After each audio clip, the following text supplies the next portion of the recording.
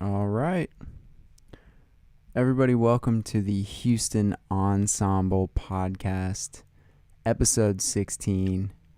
We've got with us the great Omar Lisandro of Houston, Texas. Omar is a great friend of ours. We met him through basically just playing music throughout the city. Omar is an extreme supporter of live music here in Houston, and we're super thankful for that. And we're glad you're here. So Thank you very much for having me. thanks for coming. I messaged them in like a post. I was like, "Let's do a podcast," and it was like, "Really?" I'm like, "Yeah." Yeah, because I was like, me? I was like, okay. I'm like, yeah, really. No, because the thing is we're actually trying to highlight people that we think in Houston are doing some important and are making a difference, and the fact that you also support live music, and you've come to like so many of our shows, so it's Thank like, you. Well, I mean, I work for artists. That's my job. I mean, I'm a Right. costume designer, and the majority of my clients, unlike a lot of people that are costume designers and stylists, are not like magazines and editorials. They're people's tours and album covers. I mean, you see more of my work on Spotify than you would in Vogue. Does that make sense? yeah. Because I appreciate artists and I appreciate the world of style, and I like the importance of being able to properly marry an artist with that, instead of in the thing where artists feel like they have to become other people because some label, some record label is putting them together with somebody who's just going to throw cool things at them. Yeah. For people who are just kind of tuning in, who are just watching the video, would you mind talking about a little background? I always like to start off with like a little background about the person, and then you can elaborate on what you were just saying, get a little more specific about what you do here in Houston. Yeah, so again, I'm Omar Lisandro. I'm based here in Houston, Texas. I've been a wardrobe stylist and costume designer for almost 10 years now. Like I said, I primarily work with artists doing tour stuff. I have done editorials. I had a publication called Strutted Up and a fashion group for 5 years, and worked on the Gay Pride Rock the Runway show for 3 years and Houston Vintage for 4 years. And I've gotten to work with a lot of really cool, amazing artists on a lot of different things. So, people like The Sufferers and Khruangbin and Leon Bridges and To Whom It May and just a bunch of different people. I grew up in D.C., I guess, for background. My mom is from Ecuador. Her parents are Italian and Portuguese. My dad, who I didn't know very well, but from what I know, he was French by way of the British Virgin Islands. So that's why I have such an odd name for being a giant black dude. What is a day working on an artist's tour look like? It's a little frantic and intense if it's the first time we've worked together, because you don't know. A lot of artists come in there when you talk about wardrobe, right? They come in already with this like hands up, like, look, man, don't change me. I'm rock and roll. Yeah.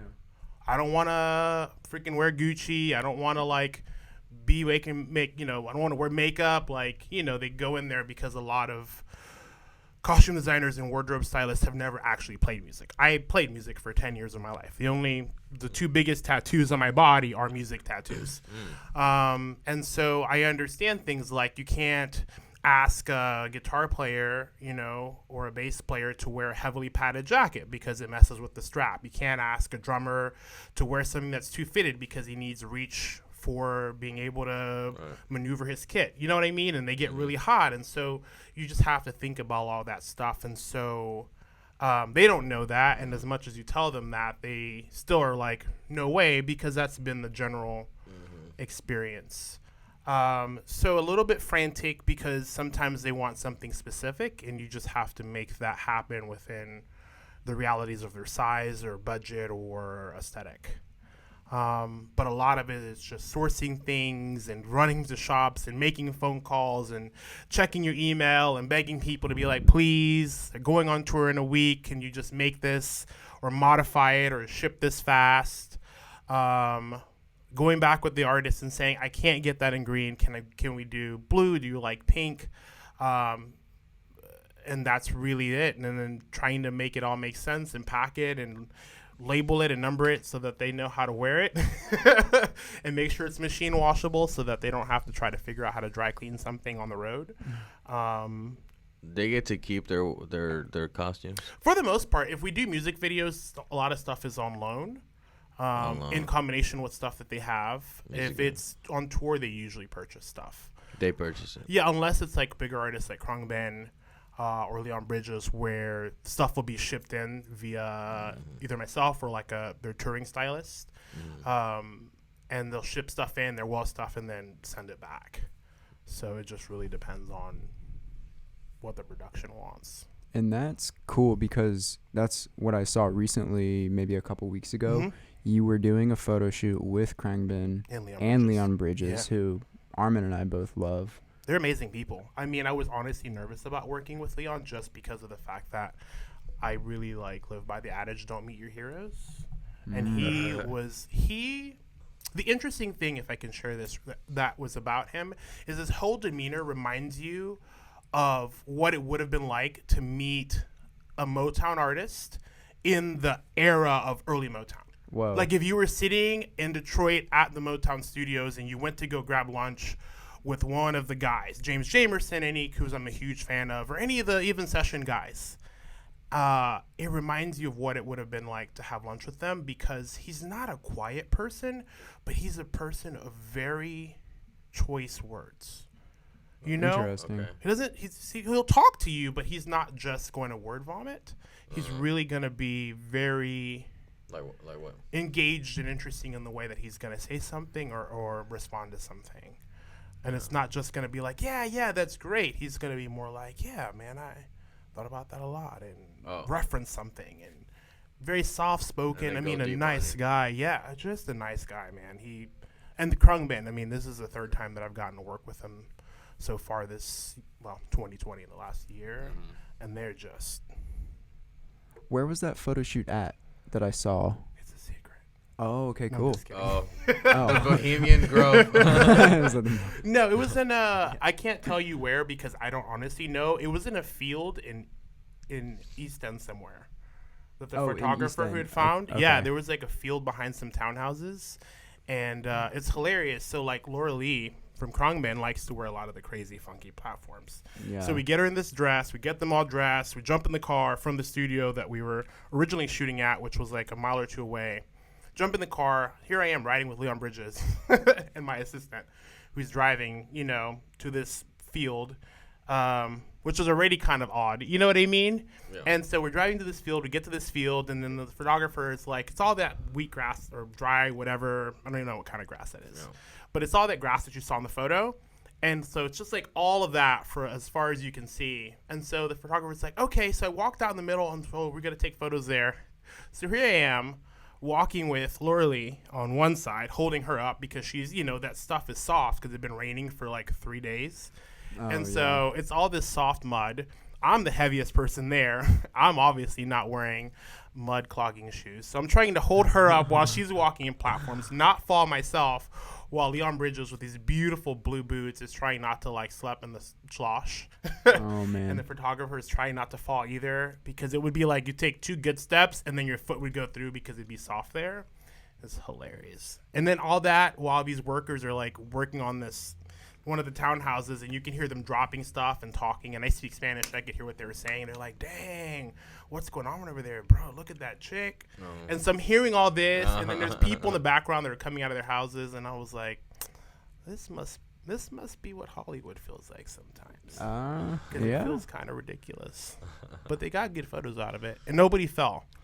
Oh my God! Yeah, I was worried. I was like, "It's gonna be me. I know it. It's gonna be me. They're gonna catch it on camera, and I'm gonna be a meme forever." It's not bad to be a meme.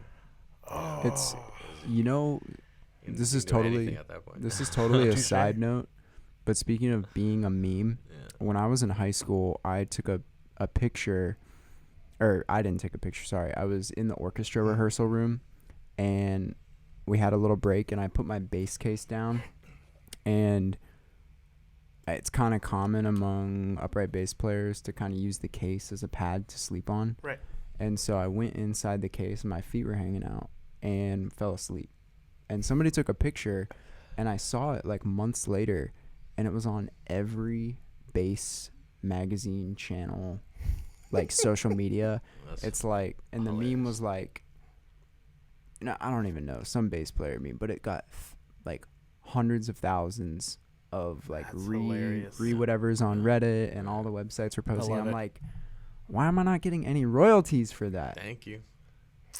And I don't know even who took the picture still. Welcome to what makes this time and this generation of people very interesting. And what has also been, in my opinion, the source of a lot of conflict is that we live in a world of context without substance. Oh. Does that make sense? Mm-hmm. So it's like, back in the olden days, let's say the 1970s or 80s, if you had a lot of money, there were a certain set of things that were accessible to you and just you. And I'm not talking private jets or things like that, right? I'm talking, great clothing, certain restaurants, certain types of cars, certain vacation places. And nowadays, a lot of that stuff is accessible to everybody. And so it becomes commonplace. And because it becomes commonplace, then it stops becoming interesting or special. So I feel like a lot of people are trying to chase the next big thing and figure out what the next big thing is. But there aren't a lot of next big things in the reality of life. So they make up things, and they make hype out of things that would otherwise be mundane to be able to create the next big thing. That I'll tell you what makes the a next lot of big sense. thing is. The next big thing is you're jacked in on the corner of your room. You're in this amazing virtually simulated world. You're putting on any costume you want, any bodysuit you want. You have any voice you want. And you're doing whatever you want to do. If it wasn't for the fact that the powers that be are all motivated by profit, I would believe that's absolutely possible. I don't actually. It would be not possible, but accessible. I'm sure there's some people that could afford to do that. Yeah. But everything comes down to a dollar sign, and you have.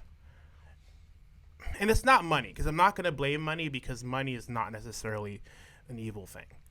It's the pursuit of profit, which is very different than money. Because if somebody gave you $500, they gave you $500, right? Yeah. But in you trying to make $500 by profiting on something, that is a whole nother attitude, Right. That's what changes the situation. Yeah. And so that, in combination with people not understanding their own powers these days, it's like, oh man, I got likes and follows, but then who makes money on that stuff? Right. So somebody took your photo without your permission. It got shared 1,000 different ways. Nobody even got credited at the very least. So right. Even if that photo got shared right now and you didn't tell me that story, I'd have no idea it was you. Of course.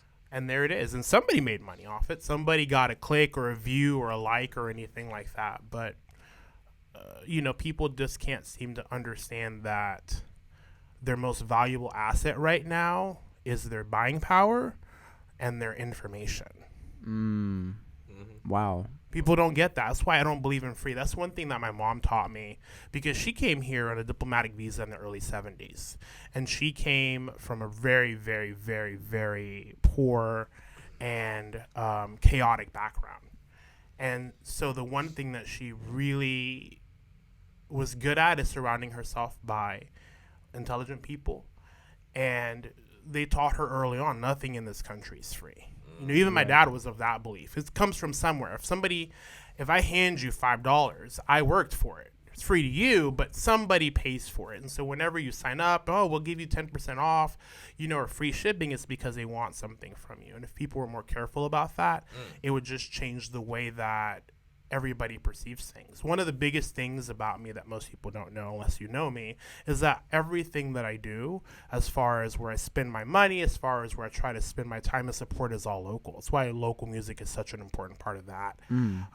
I've been to more local shows than tours ever. And not because I don't support big artists. Some of my favorite artists, of all time, Norah Jones, Madeline Peru, Stevie Wonder, Jamie Cullum, are all bigger artists, right, and more mainstream. I'm not going to punish them for having success because I think that's silly. But if I can also do my part by supporting local business, I think that's what is important. I spend a lot of time looking at the past because I'm really fascinated by anthropology and trends and historical things. And so I end up, as a byproduct of that, watching a lot of older shows or watching interviews of people, older interviews. And because news and before the internet was so much less accessible,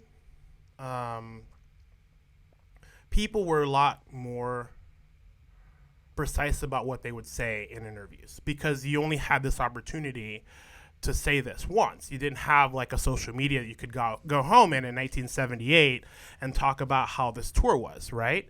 It would have to go through the channel of a publication or the channel of something and get released. And so a lot of the times, a lot of the really most interesting stories come from these early interviews or early publications. Interesting. And for me, I look at a lot of that stuff and it helps me bring context to something that I might be dealing with in the present, because as a triple minority in what was Trump's America, it's interesting to now see it's interesting for people to now see what I experience on an everyday basis. And not necessarily bad things, but it's more, in my case, micro things, because as a well-dressed black man who is well-spoken,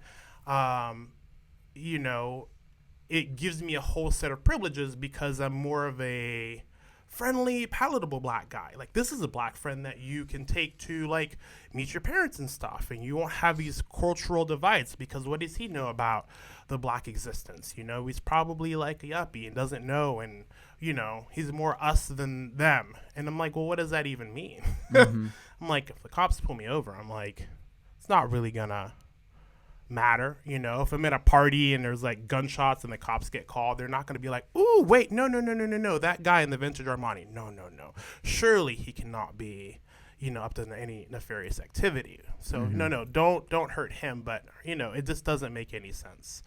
And so now people realizing, like, man, it is very different for different people. It's kind of a wake-up call. But it's funny that even in that, instead of people responding by going, okay, let's look within ourselves to figure out how we can actually change things and re-narrate the way that we live, they do the opposite. And they look outward, trying to go and, like, scream and yell instead of being like, it takes you. Montrose has changed a lot since I've been here. I've been hanging out in Montrose since like 1997. Wow. And I remember back when Avant-Garden was Helios, it was just such a different place. And not because Mariana changed it or anything, but it's like the social consciousness changes. And so that makes everything change along with it. And a lot of my earliest memories were just hanging out at Helios transitioning into Avant-Garden in like the very mid 2000s with like Cam Franklin, and Joffrey Mueller. And one of my favorite memories of Joffrey is me and him on my roads did this like, weird banjo, trade-off thing where he would play some licks and I would mimic those licks, and we went back and forth and we're getting faster and faster. And that's how we kind of became friends, because he's like, yeah, man, you can hang on. And I was like, that's pretty cool. I didn't know that you could do that on a banjo. And I totally forgot to mention that you are a musician as well. Once was, man, I know. Yeah. Back in the olden days. And I remember I learned that. Before you kids came around. I remember I learned that at your birthday party. Yeah, no, I did. I played for 10 years, man. I got to play at Fitzgerald's and Rudyard's, and I opened for a lot of really cool people. And Did you go to university or anything like that? no, it was a byproduct of growing up in a house with a crazy mom and needing an outlet. See that? I mean, that's good. That just shows like, even to this day, you can do what you want to do. Yeah. If you put your mind to it. When you got pressure, you get diamonds. You know. What I'm Yeah, saying? I mean, think about, we always look at success from the end of the byproduct, right? But we don't ever look at the story of how that got there and some of the things that people experience to get there. And that's what makes sometimes some of the most amazing music in times, is that music has always been this thing where I've almost treated it as a form of its own Bible. And if you listen to songs and listen to what people are talking about, you can hear that we've been having the same freaking conversations for the last 100 years. It's like, More than that. When the whole early part of the Black Lives Matter movement came on. I'm like listening to all of the early Curtis Mayfield, late Motown, and it's like they're just like, come on, like we're still. It's like that song is more relevant now than it was, 50 years ago, and it's because we as people haven't fully understood how to be people. We don't remember real good either. No, but that's because we get distracted, and Yeah. that's the dangerous part of the internet, is that we get distracted. And so, a long time ago, if a business was not doing good business, let's say you went to the meat market and you'd always kind of like, shiv you on the percentages or whatever, or on what you got, people would stop going there and you go out of business. There was no tolerance for that. And now, because I have a social media platform, I have an opinion, and because I have that opinion and I have 2,000 friends, that means it has some validity, and because it has some validity, that means it's set in stone. And it's like, no, it's not. Wrong is wrong, right is right, and that's what it is. Is there forgiveness in that and redemption? Absolutely, because not every absolute is absolute other than death as we know it and life as we know it. And it begins and ends there. And so I think for me, myself, that's how I've been able to survive all of these times, being 36. I remember, when we were talking about, there was a whole rash of gay bashing in Montrose. I mean, there's always been that, but it was really, really prevalent like 4 years ago. And people were talking about, I got these private messages from some friends, right? And it was kind of in conjunction with one of the first, I think it was Trayvon's murder. And I got some message from some friends, and they were like, oh, I'm so sorry about what's going on. I feel so bad. I feel so bad for my privilege. And I was like, what are you talking about? I'm like, have you ever had a bias towards anybody you've been friends with or with me? And it's like, if that was the case, I wouldn't be friends with you regardless of how nice you were. Because I can read through that, because I've been taught, how to be a bit more perceptive than taking things for face value. And I was like, well, even that same vein, then where were you, me as an early gay kid, in 1998, when these guys from Memorial and Spring would come out in their Bronco and they'd have Louisville Sluggers and they'd go beat the fag out of you. And so we all had to leave the support group that was like hidden in a church in Montrose in groups, because if they got you, man, there was no going on live and seeing the last moments of your life. You were just gone. Wow. That's it. You're just gone. There's no cameras everywhere. There's nobody hanging out outside on their phone. It was just a different era of like wild, wild west, because you left your house and you left your house, and I was like, well, where were you then when that was going on? I'm like, you weren't there. I had to take care of myself. And just as I did then, I will continue to do so, because you have to have your own best interest at heart first and foremost. Wow. And Okay, so you were talking about these people that would come out in their Bronco. Mm-hmm. And where was that? This was in Montrose. In Montrose. Yeah, this is in Montrose proper because the church. I used to go to a place called Hatch, and Hatch was like a support group for like gay and bisexual teens. Uh-huh. Because this is again pre-internet, so Right, yeah. it's not like you could get on a chat and be like, "Hey, we're here. It's okay. Just stick it through." So I used to go there. I can't remember what day it was. I think it was like Thursdays or Fridays. And so you'd leave there, and it was a thing. It was a thing that they somehow got wind of it because it wasn't public, but it wasn't hidden if you knew how to like look. And you pretended that you were gay and asked somebody, the right set of people. Of course, they're going to tell you, we know where their support group is. And so they would go and like hide out, and you'd be walking back, through Montrose, and they'd roll up. And I mean, it'd be 3 or 4 guys with like Louisville Sluggers. Wow. And they would chase you down. And if they caught you, man, they just beat you within an inch of your life. That is so crazy. Yeah. That's really sad. I saw a picture from an article, actually, that Minerva, Mhm. Mariana's daughter, posted the other day. I didn't read the article because, I don't know, I'm not as connected to Houston/Montrose as a lot of other people, but I saw the picture of Montrose and where that barbershop Cut Loose Mhm. is right across from Agora. That was Mhm. in the picture, but it was Mhm. from like the 80s or Yeah. something, and there was a whole parade, and I was like, wow, these people look also like the people who are there now. Yeah. Like kind of that same vibe. And Yeah. I've heard of even Joey Diaz, this comedian, when he came and did a show in Houston, he was like, oh man, I remember back in the day when we were in Montrose and the Gorilla Biscuits and we were getting crate, and I was like, wow. It was a man. different. I caught the tail end of it, but even so, it was.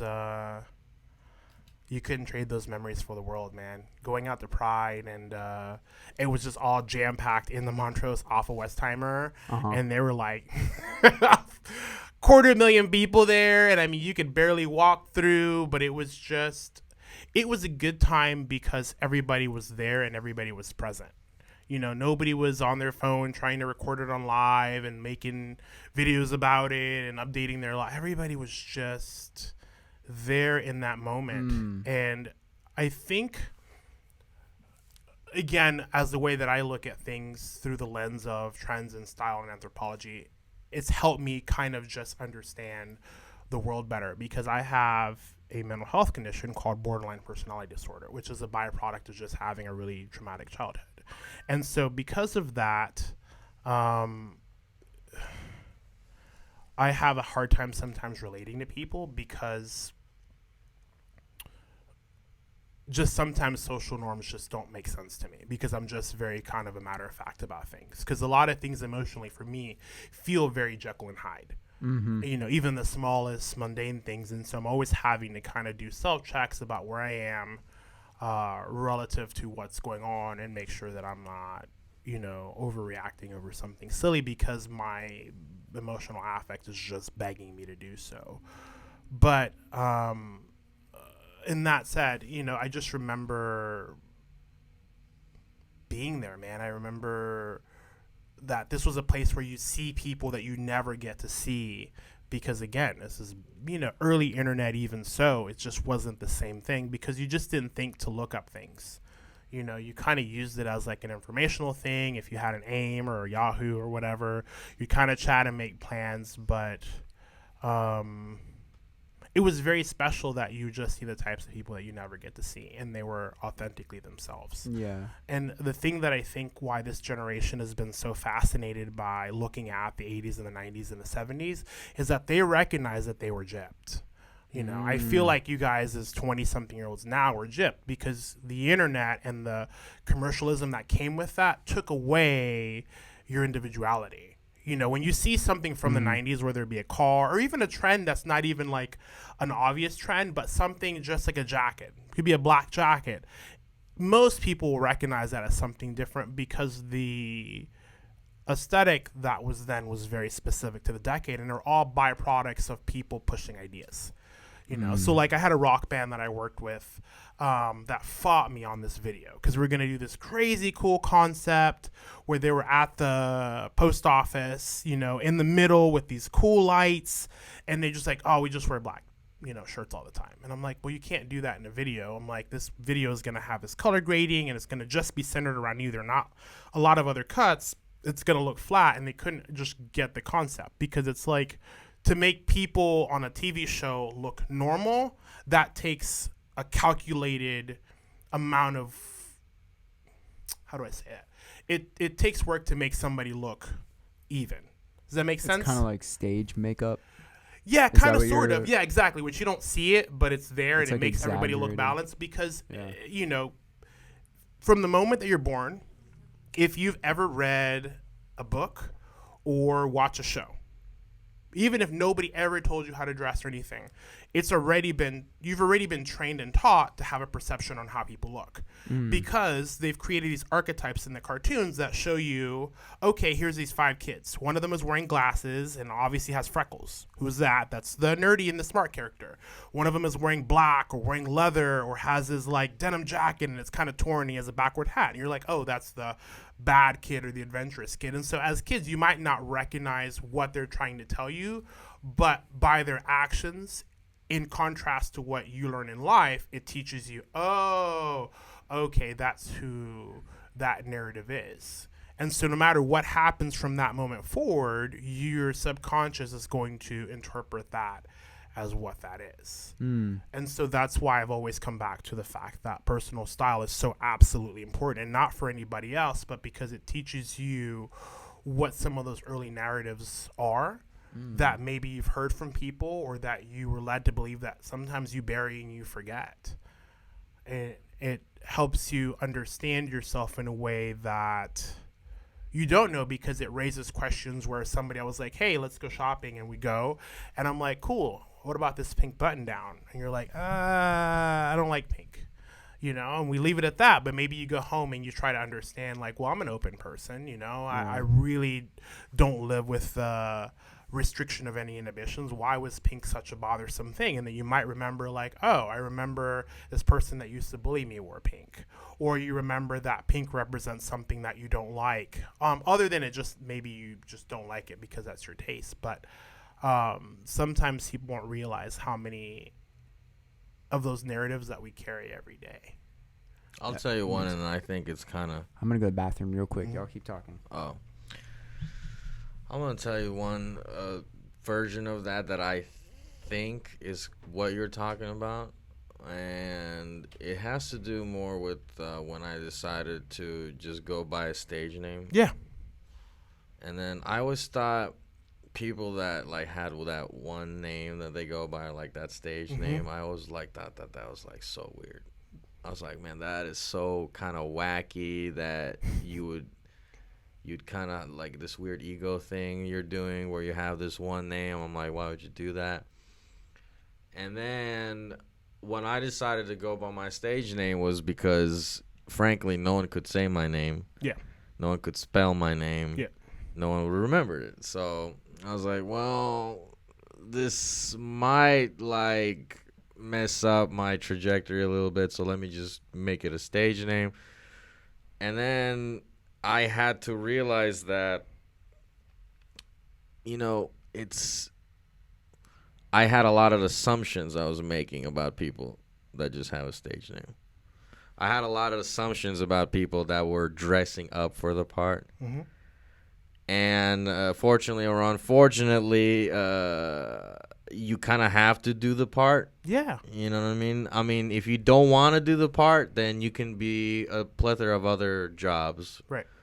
That doesn't require you to be flashy, and it doesn't require you to be egocentric, whatever. But yeah, no, it is. Sense? No, it Yeah. is. It is, and it's exactly it's on the same path as that. Yeah. But see, for me, I don't think that's having an ego. I don't think that is not being yourself. Yeah. Like, when I played, some of the things that I would wear to play are not some of the same things that I would wear as myself, and not because I was trying to have an ego or necessarily be anonymous, but because for me, and I feel like a lot of artists, might have the same sentiment, playing music authentically is very intense. It's very intense because it's you in a naked, vulnerable way that you don't really ever get to experience, in my opinion, in a lot of other things, in a lot of other jobs. And so be able to not just play, but to write and put that into sound, I think takes just an enormous amount of your inner consciousness that is just hard to just lay out. And so a lot of people, or at least I'll speak for myself, it was a way to kind of separate those things, so that way I could put myself in that place to be able to do what I needed to do in this time and job, and separate that from who I am as a person, because I my music is me, but it also doesn't necessarily always reflect the things that I do in life, good or bad, because those are exclusively my own as myself. Yeah, exactly. You know, and I think that's the narrative that people have sold musicians for such a long time. And, you know, when it came to like that rock band, right, working with them, you know, eventually we kind of agreed on something, and I got them in all black. But what I did was I just took a lot these T-shirts and some of these cool, like, kind of just rock and roll trope clothes, and I bleached them and I cut them up and I repinned them so that there'd just be some texture or something there with like black safety pins. And so it looked really cool because it was like they're kind of almost ripping out of their clothing, and it kind of had that almost stop motion Tim Burton, we know, where the dolls are kind of sewn up. It kind of looked like that. And one of the arguments that they had, they're like, well, you know, people like Nirvana and all of that stuff, you know, they never had to like dress up. They just wore T-shirts. And I'm like, well, yeah, but that was 1989. In 1989, if you were a performing group and you were successful, you had an aesthetic. You had a look. You know, most of the R&B guys and the New Jack Swing guys were wearing suits. Or wearing Armani and Versace. In a sense, Kurt doing that was counterculture, because it was a new idea. It was a new idea to be that. And so, of course, it was going to make, you know, the headlines and be landmark. But there were tons of times that people have used wardrobe as things of power, you know, to pass on statements and to make movements. Sinead O'Connor in 1990, when she shaved her head, was a big deal because it was go against the crimes that she knew about, you know, a lot of the sexual allegations that people were talking about then. And it was her way to kind of go against that and go against the ideal of femininity to sell a product. You know, like when I was watching an early interview or a somewhat recent interview of Mariah Carey, she was talking about in the early days, she wasn't allowed to wear anything other than these things because they were afraid that if she wore something outside of the look that she'd created for herself, that she might lose her audience, you know, and it wasn't until she renegotiated her contract later that she had the power to kind of wear what she wanted to wear. Is this the same reason somebody like Billie Eilish is always looking like Billie, regardless of where she's at? She's got the same. Exactly, and I think that's the most amazing thing about her for me. I'm not musically a fan of hers. Not that, you know, like she doesn't make bad. It's just not something I would typically gravitate towards. But as far as aesthetically, I'm a huge fan because she's committed to kind of this uniform of herself. And I think the fashion industry is paying the price for selling people the idea that wearing something regularly or having a set of things that you like regularly is a bad thing, and it means that you're not evolving and changing. By default, people that have known me 10 years know it. Since I was a baby, I love suits. The earliest picture I have of myself is in 1985, and we were going to Easter like church, and I'm wearing a pastel baby Miami Vice suit. And ever since that day, I fell in love with suits, and it's always been my favorite thing. Do I dabble in other things? Do I wear skirts and crops and marching band jackets and, you know, whatever? I really have genuinely very few limitations, as it were, because I love exploring myself through the world of wardrobe. You know, because it's almost like you kind of get to play a bit of a character, and in playing that character, you take away something from yourself as a lesson of something. But I think that there's more power in doing something like she's doing than it is in always changing, because if you're always changing, you never really get to understand and ask the who, what, where, or why. And I think that's been a big problem in society as a whole, is that we stopped bringing context to things and saying, well, okay, what is it? I don't like my neighborhood changing. I can't stop it. Well, that's an untrue statement. There are powers in numbers, and not just in protesting and all that other stuff. But if people, let's say, if I were to ask 10% of Houston, say, hey, support these 3 local businesses. If 50,000 people in a couple of days showed up to these, it would change everything. Mm-hmm. It would change everything. Businesses don't go out of business because they can't, keep up or whatever. The way that they keep up with rent is the fact that they have business. And if they're busy, they can fight back. And when you're dealing with person to person in a way that I get to, the service is just so different. It's so much more personal. You get exactly what you want. You get it exactly what you want. And in that,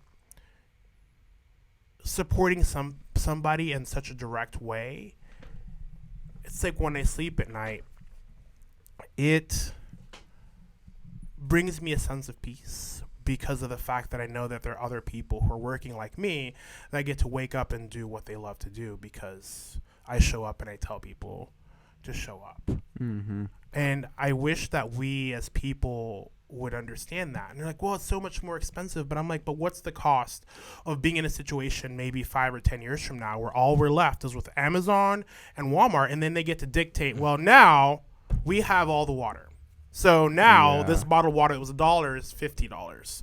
And if you don't have it, then what is it? And I'm not saying that may happen tomorrow, but we're definitely on that path because there's so many people that couldn't survive. And right now we're in a beautiful time where they're hurting because everybody's hurting because people started realizing that, it makes no sense to buy new stuff for the sake of buying new stuff. And that comes at a price, especially when they're reselling you an idea. That's why everything that I buy is either resell, it's local, or it's thrifted. Dang. Everything. Everything, every place I go to, every restaurant I go to, my dry cleaner, my gas station, the guy that fixes stuff,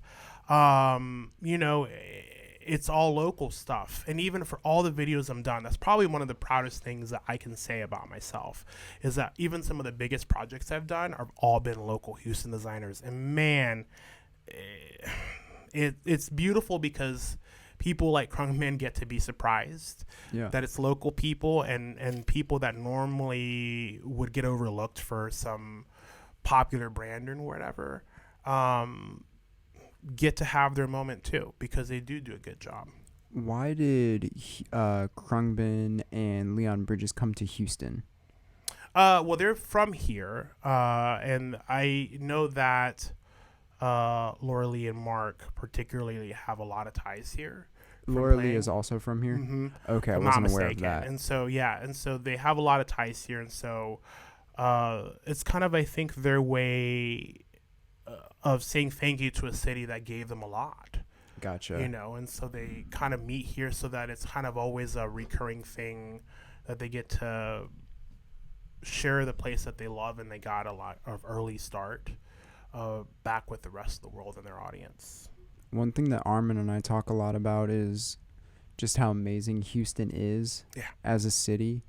And he and I want to make, and I mean, I think we all do, but just as we've been talking about, he and I want to make Houston, more of referred to more as New York or Los Angeles because we have all the same things, if not better. And we have better things. We have a lot of better things. So would you agree with us in the sense that Houston is the best city, if not one of the best cities in the United States? No question. I know that as far as in the avenues that I operate in because I know people that fly in from New York and LA and buy things from designers here. Mm-hmm. As a matter of fact, up until probably 3 or 4 years ago when I really started kind of absolutely making that my mantra, a lot of the designers that I ran into and that I would work with had never really sold to anybody in Houston because it was like Houston got sold this idea a long time ago that it's a chill place and you don't have to try, and any form of trying is caring, and any form of caring means you're pretentious, and any form of pretentious is anti-Houston. And that's not the case. Clothing clothing is what it is. And do some people use that to display something? Unfortunately, yes. But that's irrelevant because that's their choice and that's their narrative. And that doesn't define an entire narrative of dress based on that, even though sometimes you'll find a common trope or, trend, right? That's interesting that you said they thought that caring meant you're pretentious. That's another thing that Arm and I have been dealing with / talking about recently. It's where it's like I feel like that idea is still alive, where when you care about something so much or you're trying hard at something, whatever it is, music, creating something, that people will shoot you down and being like, oh, you're pretentious, or you're even self-centered to an extent. And it's like, well, you have to be to some extent. Yeah. Speaking for us, in our hearts, we're not. It's not like we only care about ourselves, but in this day and age, you have to sort of play the game that has been set up by the powers that be in order to get around the powers that be. Right. And not conforming at all will most likely not get you anywhere. Right. Most likely. Well, it's like, again, why I watch a lot of things. It's like, look at Ray Charles's career, right? Early days, he was known for mimicking people. And then he got with, and I'm going to hate myself for forgetting his name, but he gave him his first hit in 1953, Mess Around, which was one of his songs, right, from that label. And he started through that finding his own voice, which led him to mix gospel songs with R&B. I Got a Woman, and a lot of the early things, which led him to come down at the end of that decade in 1959 with What I Say. And so this is a time where, religious censoring was heavy. And so the fact that, like, have you ever seen an LP with that song on it, or ever seen that it's like always broken up in two parts? Mm-mm. Well, it's broken up in two parts because if you flip it over, the part that it comes down on is the and it's the moans, and that was super taboo for that time. So the way, and also you couldn't put 6 minutes of a song on one record, but they split it up right there because it was this thing where it was like that's censored, and so that was the dirty side of the record. And so here he is, kind of not intending to be counterculture, but just following his path, finding his voice, and doing that, which led him to do one of my favorite albums of all time a few years later, which is Modern Sounds in Country and Western. And I think, and I'm also saddened by how not more revered that album is, because if you're thinking it's 1962, this is before really any civil rights freedoms. Martin Luther King is having that conversation. This is before JFK, and he's taking the genre away from people that would normally, tell him that he can't eat at the restaurant, can't eat where they're going, can't be here, can't be there. He's taking this genre, making it his own, and then reintroducing it in a way that's changed country forever. Country before that, for the most part, were kind of more simple songs and simple stories. And he said, no, man, you guys are fucking up. Country is this moment. It's this whole narrative that you get to create. And he gave it strings and intros and harmonies. And it's just such an incredible album, thinking about that he couldn't even walk into the places on the front door. He couldn't walk into the front door of the places that he was going to play that album. And a lot of the early artists were that way.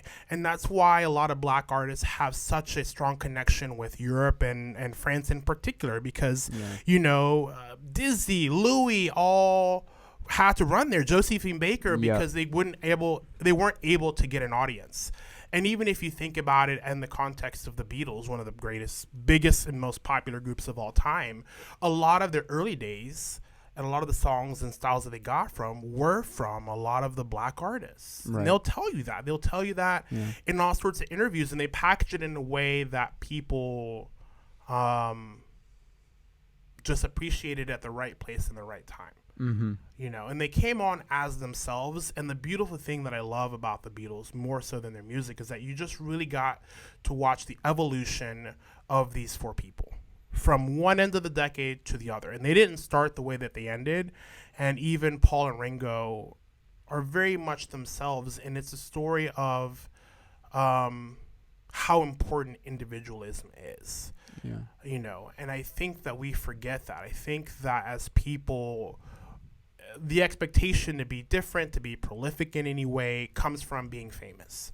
And it just comes from magnetism. It just comes from, sometimes I see somebody wear a color or have a hair color or a t-shirt that in that moment, in that time, speaks to me and just says they're themselves. And it's beautiful, and it reminds you to be yourself. And that passes on, and that's why when you look at early pictures of like your grandparents and other people, you can see the people that are that way. You can spot them out. And so I just wish we followed that more. Mm-hmm. And in that vein, another thing I guess I wanted to bring up is that, people always talk about this whole boomer thing, oh, blah, blah, blah, blah, blah. And I'm like, did you guys forget these are the same people that supported people like Iggy Pop and the Rolling Stones and David Bowie and gave them careers? Yeah. Huge careers. These are the same people that were those people. And so good point. It's a shame that we're losing them, especially during COVID, but we're losing the opportunity to have these conversations because a lot of confusion comes from people translating something from the album. One of my favorite stories of all time, musically speaking, is a story of Stevie Wonder's Intervision album. Have you heard it? It has Golden Lady, Higher Ground is on that album. Yeah. Don't You Worry About a Thing. He's Mr. Know-It-All, right? So that's that album. So Stevie Wonder, early 1973, had just come off of Talking Book, which has Superstition on it. Music of My Mind, which is kind of what really introduced his whole kind of the classic period era. Heavy Roads, heavy on the synthesization, with the Moogs and the ARP. And so he kind of introduced that, gets us 1973, and I was so sad. I was trying to find the story to just kind of brush myself up on it. But you can't even find it now. But people just talk about an accident they had in August of that year. He just released that album, and if you really understand that album and look at the album cover, it's like somebody having an introspective conversation with themselves. So the album gets released. On his way on tour to a show, almost in a Final Destination sort of way, a truck carrying logs jams on the brakes, swerves, logs start falling, one goes through the window, hits Stevie Wonder in the head. Whoa. Oh, I didn't He's hear that. rushed to the hospital. They couldn't even recognize him because his head is swollen 5 times the size. I mean, they were like, he's going to die. Some people even reported that he had died. And he's laying there on his deathbed, and his people occurred to him that Stevie Wonder is music. And if anything might save him from this, is music. And so the second or third day, they started, they put him on like headphones, and they played the reel of Higher Ground. And the second day of doing that, he started tapping his finger to the syncopation of that song. Wow. And a few days later out of that, he woke up from his coma. And so it reintroduced him to why he really played music. Wow. And why that was. And the thing that I found most interesting is that what I couldn't find is that when he was creating that album, he felt like there was a sense of urgency for some reason. So that album was like recorded and produced in some shocking amount of time, like a month and a half. I mean, it was just ridiculous. All the songs, he locked himself in the room that had, Tonto, which was a crazy walled synthesizer. He wouldn't eat, and he was just frantic trying to make this album and did not understand why. Whoa. And it was because he needed those songs to be able to get him through this part, and needed to maybe accept, I feel like, this part of his journey to be able to move forward. And so the album that follows that in 1974 is fulfilling this first finale, which ends with a song called Please Don't Go. And that song is kind of his way of dealing with being in this coma and hearing people and not being able to respond. And that's what, at the very end of it, it's like, don't leave Stevie. And that's what a lot of what that album is. And then he follows that up a few years later with Songs in the Key of Life, again, for that reason. But even when you talk about that album and talk to him after that album, it's like he had to do those albums to kind of get to this part of his life. And then it was like he got to have fun. But before he had fun, he released an album called Hotter Than July in 1980. And the most significant thing about that album that most people miss is that's the album that was used to push Martin Luther King as a holiday, which is a Stevie Wonder thing. He was the person responsible for putting the bill in front of Congress to do that. And so Happy Birthday is literally an ode to Martin Luther King and celebrating this day and why we should, make it a national celebration. And it's plain words. But the cool thing about that album, it was like Stevie Wonder at that point was able to take the narratives of inequality in the 70s and translate them into what would be the beginning of the 1980s. And I find it so fascinating that he was already playing with synthesizers 10 years before the decade even realized that that's what they were going to do. Which is, again, one of the reasons why I never make fun of anybody who's doing something small or a small idea, because you just really never know. And I look at all these stories, and then I look at my life and the struggles that I have had to face and follow, and I realize that we're just so much bigger than ourselves. And the moments that everybody's out chasing to try to send them to something are so easy and so obvious. You just have to be yourself. In a way that's honest. And it doesn't mean that you have to be counterculture or controversial. In some way, it's just the authenticity because it's just so lacking. And the artists that people remember the most are the most authentic. And that's just such a hard thing for people to swallow because there's so much noise. That's why there's some things that I just won't watch. Right. And I feel like that I feel like when I talk about this too, and I'm not saying I have the answers, but I feel like today especially everybody is worried about what am I going to do in life, what job am I going to get, especially I feel like from my perspective, just graduating from college and everybody's getting the job that they were lined up to get, but many of the people that I know are not happy with that job because it's not necessarily what they want to do. And I'm just like, I really feel like for most people, to go along with what you're saying, you need to follow your heart and you need to be authentic for yourself. And then whatever that is, it'll just come into place as it should be. And I feel like you're a great example of that, where you're an authentic person. You followed your heart. You're unapologetic about what you do and you're doing what you want to do. Yeah, but I had no choice to, because it came from a place from, I was originally in the car business, right? To give you a little background. I was originally in the car business and I wasn't happy. And I remember the moment I almost, for the third time in my life, killed myself. And there's a song on YouTube that I think is still up, weirdly, years later. And it's me playing a song that I just written that was just kind of my farewell song. And I'm sitting in this high rise in River Oaks. I had 3 cars, was making great money, had this ridiculous show dog that needed $50 haircuts every week. Oh, wow. And you would think I was a pillar living life, but I was absolutely miserable. And in that moment, I realized that I'm like, man, all of this stuff without context just sucks.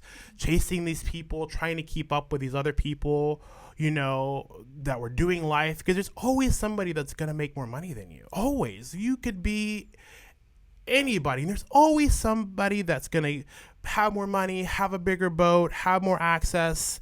Oh man, you're friends with the mayor, I'm friends with the president. You're friends with the president, I'm friends with the last 3 presidents. Actually, I was sitting at, Kennedy's cousin's daughter's uncle's house in the Hamptons last week. There's always somebody. And so once I realized that and accepted that, I had to start over.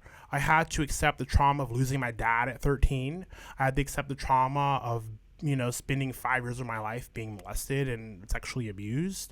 I had to accept the craziness that was my mom, and that led me to therapy, and eventually that led me to this diagnosis. And even then, this diagnosis was hard, not because of having it, but because I thought for such a long time that all of these experiences, I was homeless for a while, after my dad died.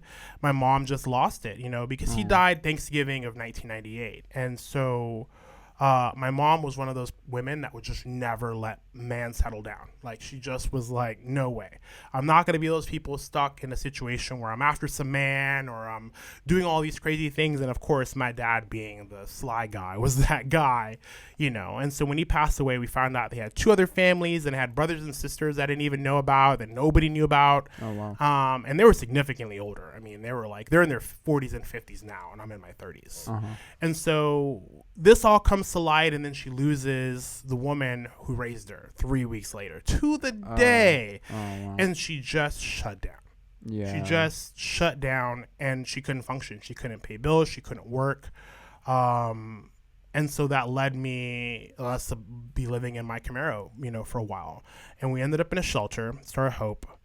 And I think most devastating thing about that situation wasn't ending up in the shelter, weirdly. It was the fact that for the first time in my life, I realized that people were treated poorly based on their circumstances. Mm-hmm. I never experienced that. No matter what I'd been through, people always just had a level of respect, but the way that they treat you in those scenarios is they treat you like animals, man. It's worse, because sometimes I don't know pets right now that get treated that badly.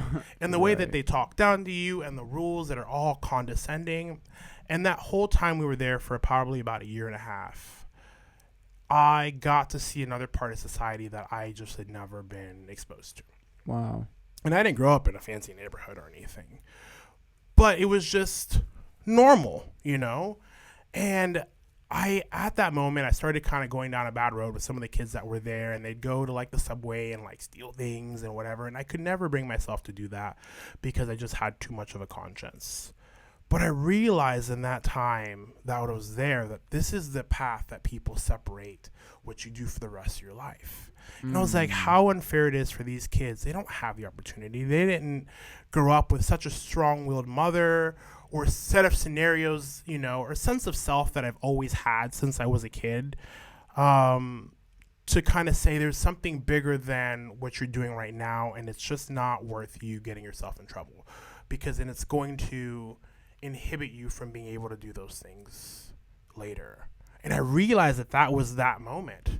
And for some reason, I recognized it as a 15-year-old, and it didn't necessarily, I wish it led me to end up where I am now directly, but it just took a path of me selling cars and being in this business and really not liking it. Not because I'm not a car guy, which I am, but because that's a very unfortunately cloak and veil sort of business. Oh, yeah. And so any transparency in it, people are skeptical about because it's just unheard of.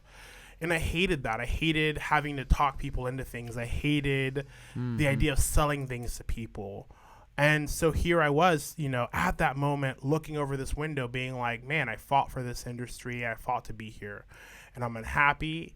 And in that, I took a trip to Austin a year later because I had gone through some legal stuff, dealing with the car business and shutting down and being an idiot in that.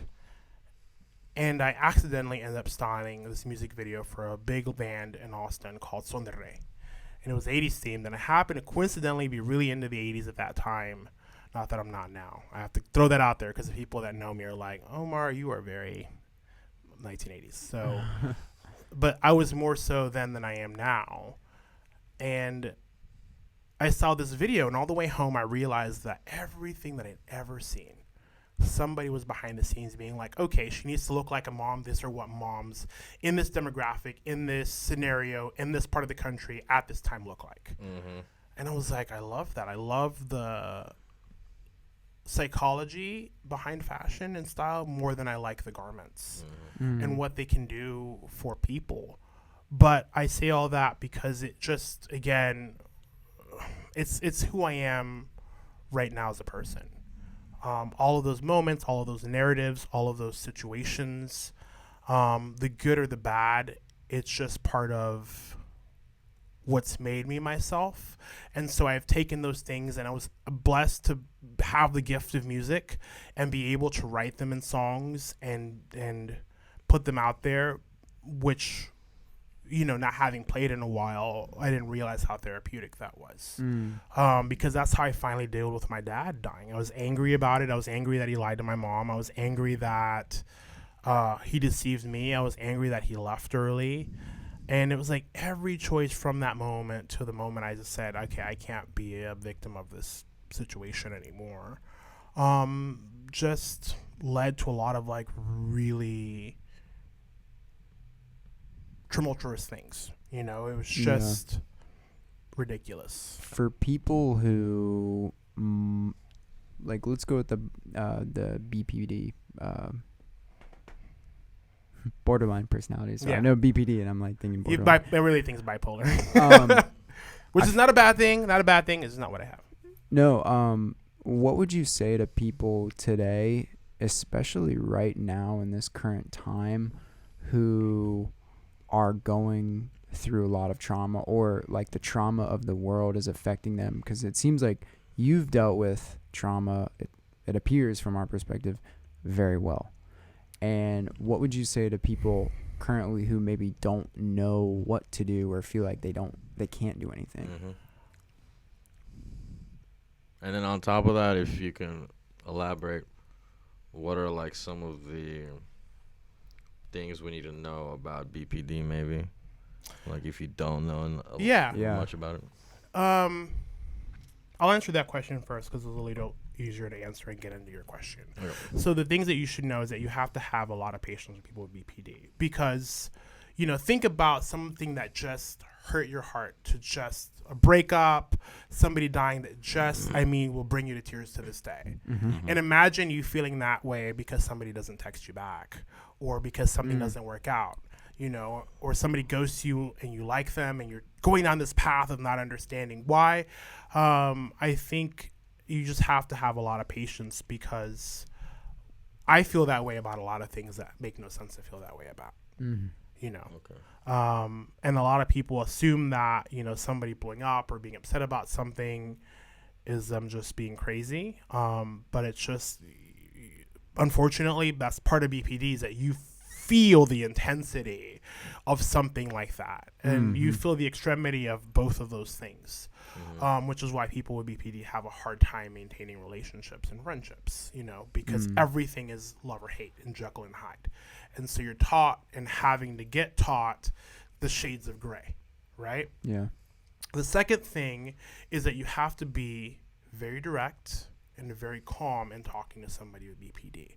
If they're upset, if I'm upset or I do something wrong, which I definitely do, or say something wrong or say something that offends somebody, the worst thing that you can do is just not talk to me about it. If you go, hey, I didn't like the joke you made, about something, it's just in that context, just didn't feel appropriate and I was offended by it. I'm not upset, but I just wish you wouldn't do that. I understand that much better than you either not talking to me or yelling at me about it. Because in that moment, I can kind of start doing a self-check and create a narrative that does a self-check to make sure that I am being okay in those scenarios. Does that make sense? Yeah.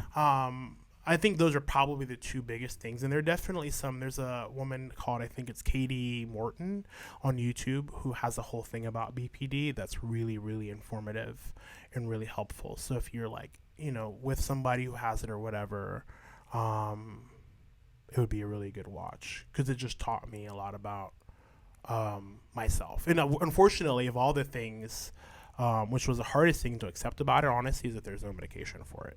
It's not like if you have something else that they can give you a pill and then you're like, you're all. And do you think better. Is that because you feel like it really is a product of life experiences? Oh, absolutely. It's a product of me having a mom that, in the same vein of giving me a hug, she would, beat the shit out of me, because she was feeling some emotional intensity, or she'd overreact to things, or just do really crazy and rash things, and never having a sense of peace and sense of self. And then I was, really bullied because I was 6 foot at like 8 or 9 years old. I mean, I was a big kid. You got bullied for being taller than everyone? Yeah, absolutely. Because, I mean, you got to think, this is the 90s. And here I am. I'm this giant kid. I'm the biggest person, tallest person in school. And I dress more like Carlton Banks than I did Will Smith. And so, like, a lot of people that talk about, like, with the Black Lives Matter and all this other stuff and whatever, I experienced more bullying from people of color than I ever have anybody that wasn't a person of color. Oh, wow. Because I wasn't part of the, why do you wear your pants like that? Why do you talk like that? Why are you trying to be white? Why are you whatever? I'm like, this is the way that I got taught English. I'm not trying to be anything. This is who I am. And so I thought that was just, again, looking at this whole situation now, I thought that was just such an irony that I'm like, I've gotten more, shade and shit from other people of color than not. Or I get the thing, it's always in passive ways sometimes nowadays. Oh man, where are you from? Or what's your accent? Right. It's always little ways. Or if I'm in a different group of people, right? Like in downtown or something, and everybody will go like, oh, hey man, nice to meet you. And they shake your hand. Oh, hey man, nice to meet you. And they shake your hand and they get to me, oh man, hey, what's going on, man? Right. And I'm like, oh, okay, yeah. Or they go like, oh yeah, you know what I mean? And I'm just like, I don't. And again, it's because nobody ever stops to have those conversations. And so I've actually had real conversations with people candidly about, my perception of my experience, I guess, in America right now. So how do you battle with that? Let's say you're talking to somebody, let's say who's like in their 20s, early 20s, and they're at a stage of your life that you already went through, you've already tackled that stage. What do you tell them? What do you tell these young people? The thing that has helped me be me and deal with the trauma and all the things that I've experienced, even things I haven't talked about, is being able to always have a baseline of myself to go back to. I love music, unapologetically. Yeah. I will sit sometimes on a Sunday and put on records, not talk to anybody, and just digest albums. Play the same record over and over again, play a song 2 or 3 times, and just try to listen to the bass line, just try to listen to the harmonics. But that's core me. I love style. I love watching shows that are highly styled. I love those things. And I like the psychology of people. And I like knowing about them. And so those things are things that have helped me be okay. And other times because I can look to those things and get some sense of balance and peace and understanding through digesting an album, that I happen to gravitate towards, or finding a new album that I gravitate towards. I think what makes it hard is that when you don't have that, it's when you get lost, because somebody not liking you for being you is a lot easier to accept than somebody not liking you for pretending to be somebody else, which hurts more because you're a character and they don't like this character and you created this character to be liked, and then it feels like there's 2 parts of you that they don't like, and then also you feel that you were dishonest with yourself and now you're paying a price, and that inner conscious, that inner child is hurt. It's hurt because you're denying me being me, and you're getting rejected for it.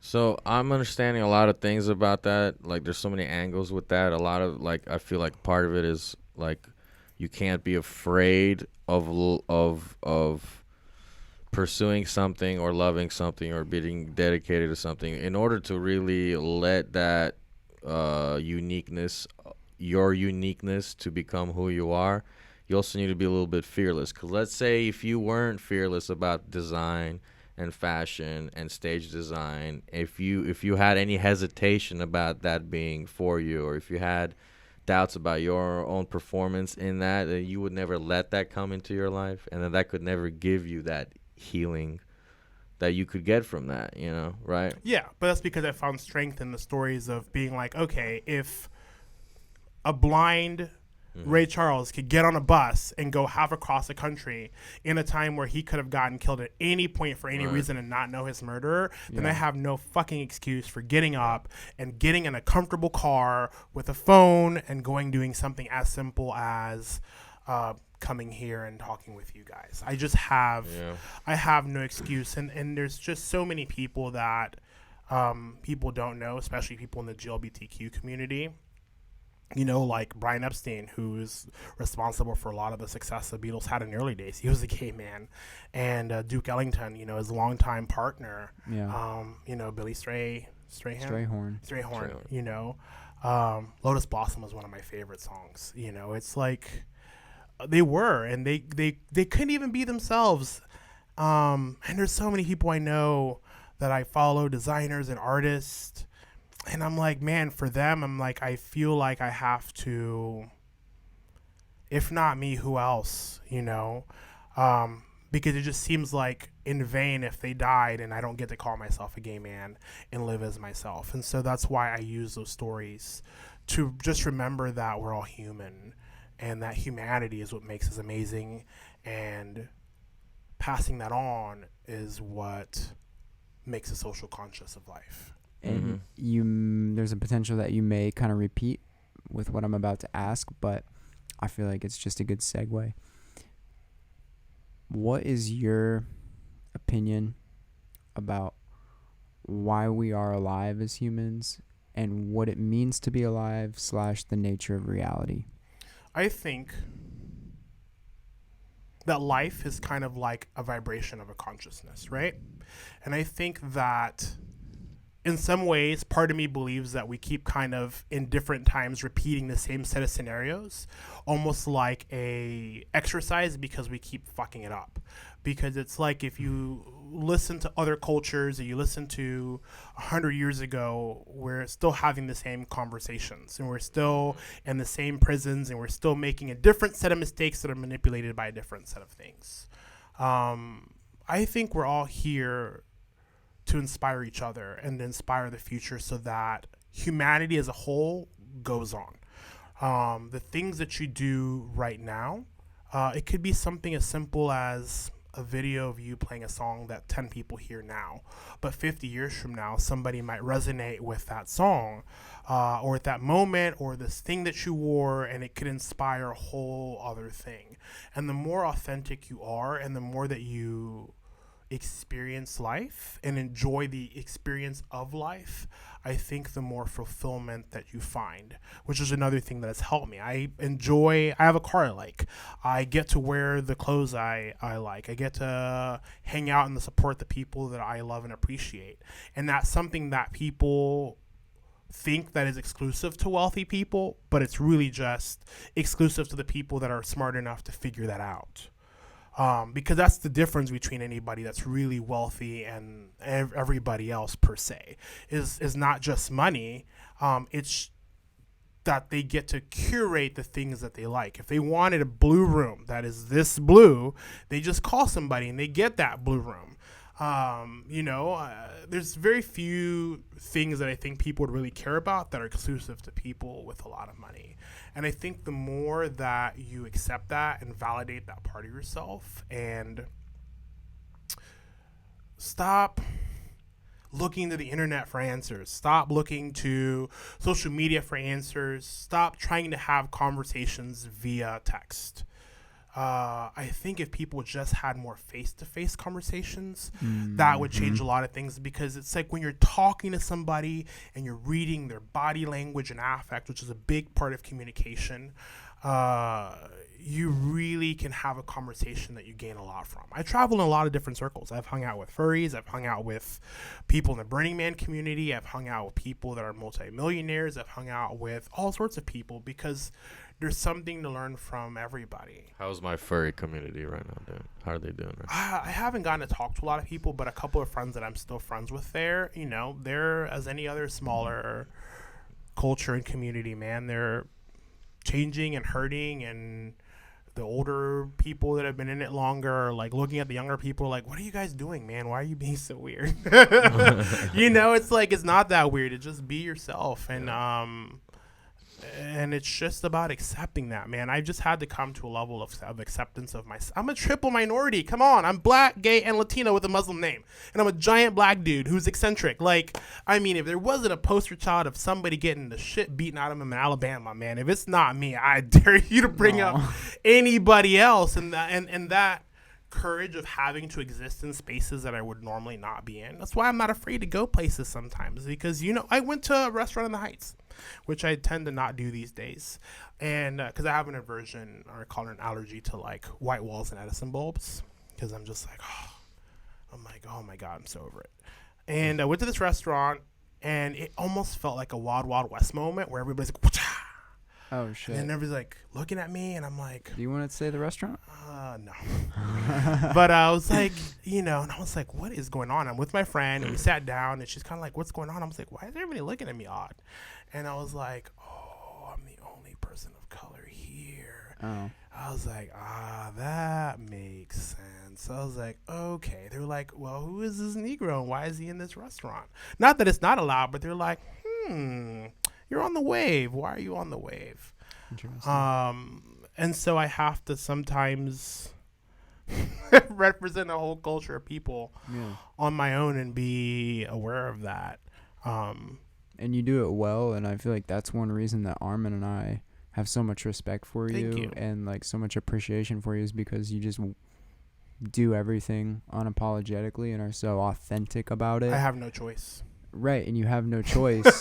This is what you get. You know, I wish I could pretend to be somebody else, because then I'd be straight and white. But you're setting an example for everybody. I'm trying my best. As to like what we should all be living like. So I'm trying my best. I am not perfect. I don't want anybody to think. I have definitely made my fair share of ugly mistakes, but I have to accept those, and I have to be better about checking myself and taking those experiences and doing something positive. And I guess another thing I forgot to mention that helps me is that in supporting you guys and supporting like music and supporting these small businesses, I get a little something that money doesn't buy. And in knowing that I am helping keeping my community alive, it gives me a sense of peace and stability, because I know that if I help these businesses fight hard enough, they can stay around to be these quirky, amazing places that they are, and I don't lose a sense of myself in losing these memories and neighborhoods. Can we close with this very important question? What does the Houston Ensemble need to do wardrobe wise? Good point. Are you sure you want me to? No. We're sure. You sure? Oh, you sure we're you want sure. the answer, son? You know? Okay, it's gonna get intense. Let's go.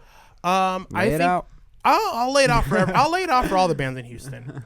I think you need to accept that your audience, as much as you want to put the faith that they understand all these amazing diminished chords and these references to rock modern off and beautiful things that you're doing, they don't understand that. They hear it, they can associate it with things, but people were taught to be very visual. And so you just have to give them an all-encompassing experience, so that way the sounds match what they're seeing and they can kind of set the mindset. You know what I mean? Yeah. So I think if you just, it could be as simple as just coordinating a color or a style. Like, hey, we're going to do all black, you know, or wear these 3 colors. Everybody, black, white, gray. You know, black, white, red, whatever. I think if you just do that, and whenever you go on stage, dress with the intention of like, this is my life.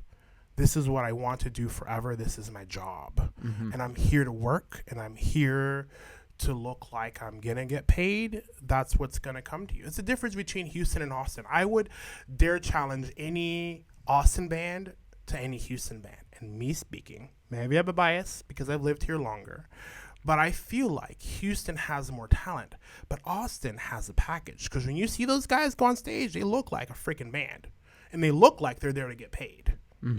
There's no question. They look like a band. They could all be wearing denim jackets, or denim could be the kind of overarching theme, or they might just have simple suits with ties, but they look like one cohesive group, or individually their style is so ever present that you're like, okay, these are 5 individual people collectively making up this band. Yeah.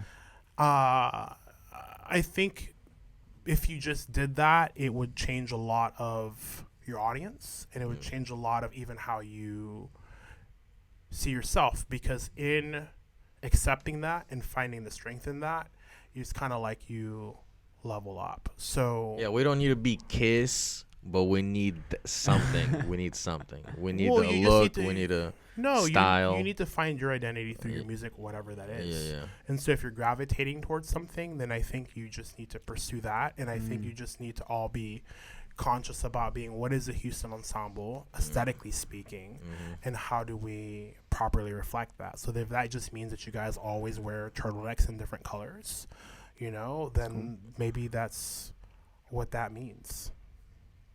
I'm Thank thinking you. studs and spikes. I'm thinking metal. No.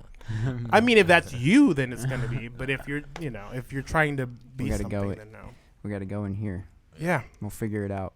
Yeah. I wish I was a more direct and specific When answer. we have the money. That's you're all. on board. That's all an excuse, man. No. I I'm take a saying we're going to couple- get you on board to pay you to I- style us. Hey, you know what? Sometimes I do things for labor of love because I love Houston music and I want you guys to do well. And so. this is an example of that. We just want to say thank you so much for Absolutely. coming. Thank you for letting me It's come and ramble my so got it. cool of you to crazy. be here. You're just adding to Thanks. everything that's cool that we hope to do. So, again, for everybody who's watching, Houston Ensemble, episode 16 with Omar Lisandro. Check him out. Check him out on the social media. We'll attach his stuff to it. And we'll see you next time for the next one. Thank you so much. Cheers.